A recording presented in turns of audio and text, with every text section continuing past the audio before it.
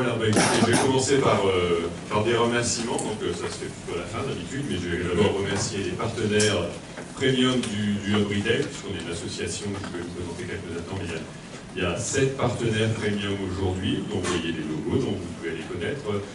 Altima, qui est une agence digitale, une agence nationale digitale d'ailleurs qui vient d'être rachetée par Accenture, c'est l'entité de Lyon. King Jouet, que je ne vous présente pas, ainsi que la boîte à outils, comme ça le sait. Avec la caisse d'épargne, je dirais King Jouet, la boîte à outils, caisse d'épargne et Hardis sont les premiers piliers, enfin les historiques, on dira, parmi les premiums.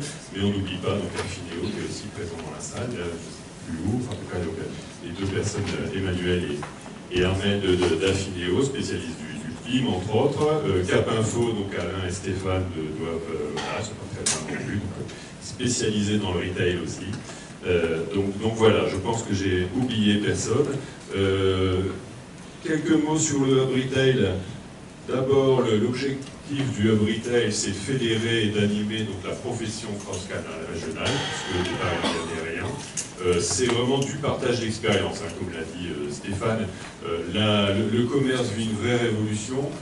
C'est un euphémisme aujourd'hui de le dire. Il faut aller très vite et il faut aller très vite et on est plus intelligent à plusieurs que tout seul. Je dirais qu'avec ces fondamentaux-là, on a fait le Hub Retail et on se réunit régulièrement pour partager l'expérience, éviter de reproduire les erreurs que les autres ont pu faire ou bénéficier de leurs bonnes expériences.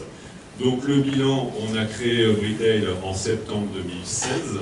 Donc, et je dirais en 16 mois, on en est à la 16e matinale. Donc si on enlève les congés scolaires, puisqu'on ne fait pas, on est à une matinale comme aujourd'hui. Toutes les 3 semaines environ. C'est un rythme qu'on va garder en 2018. Le planning, je présentais tout à l'heure, mais il est quasiment plein, en tout cas pour le premier semestre. On est une cinquantaine de membres. Moitié retailer, moitié prestataire. Et c'est une parité qu'on va garder, puisqu'on vient de changer les statuts. C'est-à-dire que tout prestataire intéressé à rentrer dans le Hub Retail vient accompagner d'un retailer. Comme ça, on gardera toujours cette expérience et cette équité. Donc on a, je dirais, 150 ou 200 sociétés qui passent dans nos matinales, comme ça, pour voir si c'est intéressant pour elles. Et donc on a aussi beaucoup de services en préparation dans le domaine de l'emploi, dans le domaine du testing ou du co-développement. On va monter une centrale de référencement. Donc pour faire tout ça, on est en train de bâtir des commissions. Donc il y en a déjà quelques-unes qui sont dans les rails, donc une logistique avec une service, une dans le domaine qu'on a appelé campus, qui sera managée par Comarch. Donc au niveau du Conseil des emplois, donc il y a d'autres matinales dans lesquelles seront impliqués nos adhérents. Donc les matinales, puisque c'est le plus important, donc là vous n'arrivez pas à lire, c'est un peu exprès, mais en tout cas on en a fait tout un tas. Mais je dirais qu'aujourd'hui on fait des matinales qui sont toujours basées sur le même principe, c'est-à-dire une visite ou une démo, l'intervention d'un expert et un moment convivial. On y tient beaucoup et c'est là aussi, je dirais, c'est 3 moments aussi importants les uns que les autres. Donc le plus important, c'est pas de savoir ce que vous avez raté, mais ce qui va arriver. Donc la prochaine matinale, c'est rapide, hein, ça sera le 9 février, ça sera donc avec Comarch d'ailleurs, à Auchan-Saint-Priest, pour voir ce qu'ils ont pu faire au niveau des caisses, de l'encaissement, etc. Vous pourrez leur demander ce qu'ils vont faire pendant le cocktail. La suivante, ça sera le 9 mars, ça sera avec l'IAE de Grenoble, hein, Léopold est présent, donc avec l'IAE, donc c'est les étudiants qui présenteront une étude qu'ils ont fait sur le retail, et il y aura plusieurs enseignes qui interviendront, notamment, donc en tout cas ce qui est confirmé, c'est Auchan et Monoprix qui viendront exprimer un petit peu leur vision digitale dans tout ça. La suivante, ça sera chez King Jouet à voir, donc, et ça sera animé par Antidote, je les ai dit tout à l'heure. Donc voilà, donc on continue comme ça, pour 361, donc on n'a pas encore les retailers, mais voilà, il y a un rythme comme ça, il faut garder le rythme, et il y en a pour tous les goûts. On essaye, on est plus dans le domaine du marketing digital que de la logistique, mais on va essayer de compenser ça, parce qu'en fait les deux dominants sont importants pour nous. Donc voilà, donc, on a en plus lancé un projet, il y a encore de la place devant, c'est pour être discret, on ne sait pas que tu es en retard. Donc on a lancé aussi un projet qui s'appelle Convoir Cross Canal. Donc Convoir, vous connaissez, en tout cas les Grenoblois connaissent, hein, zone sud de Grenoble. C'est la principale zone commerciale de l'Isère, qui pèse, je ne sais pas exactement, comme dire, je mens entre 400 et 500 millions d'euros. La fourchette est large, mais c'est à peu près ça, parce que c'est toujours difficile d'avoir des chiffres.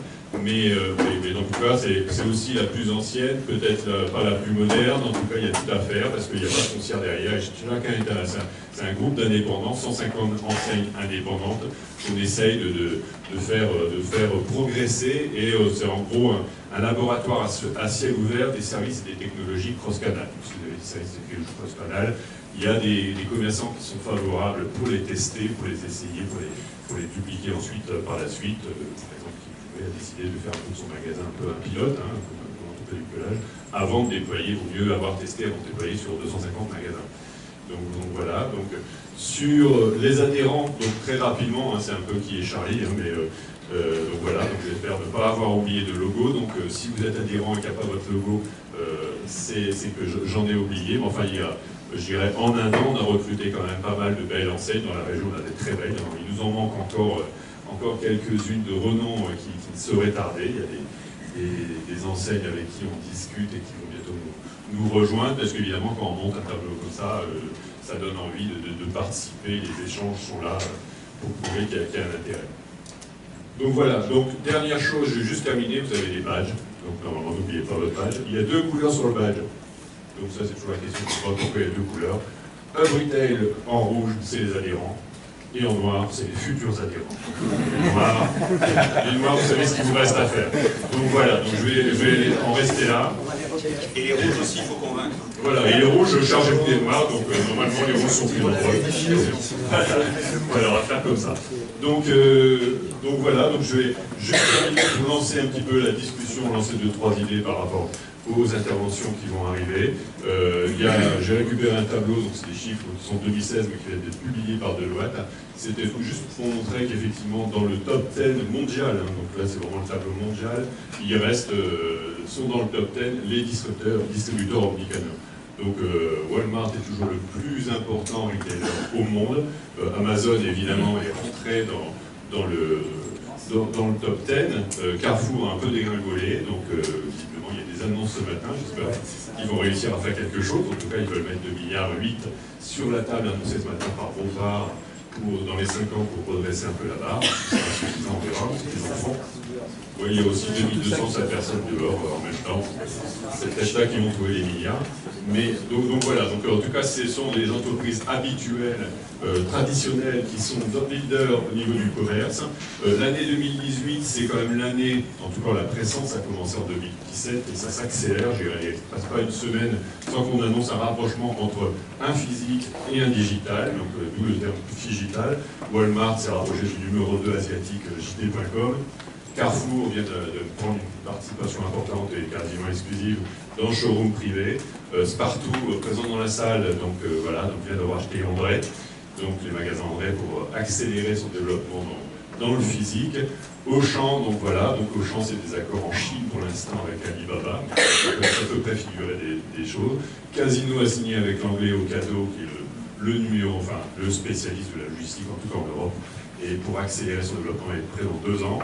Et Amazon, comme vous le savez, a acheté la chaîne de bio de Whole Foods il n'y a pas très longtemps. Donc ça pour dire qu'effectivement, le magasin n'est pas mort. On parle beaucoup d'Internet, on parle beaucoup de digital. Aujourd'hui, on parle de commerce. 90% du commerce se passe encore en magasin. Donc le magasin ne va pas disparaître, mais le magasin doit évoluer. Donc on est là pour essayer de faire évoluer vos enseignes. Et c'est tout l'objet du hub retail. Donc voilà, je vais en rester là. On va démarrer.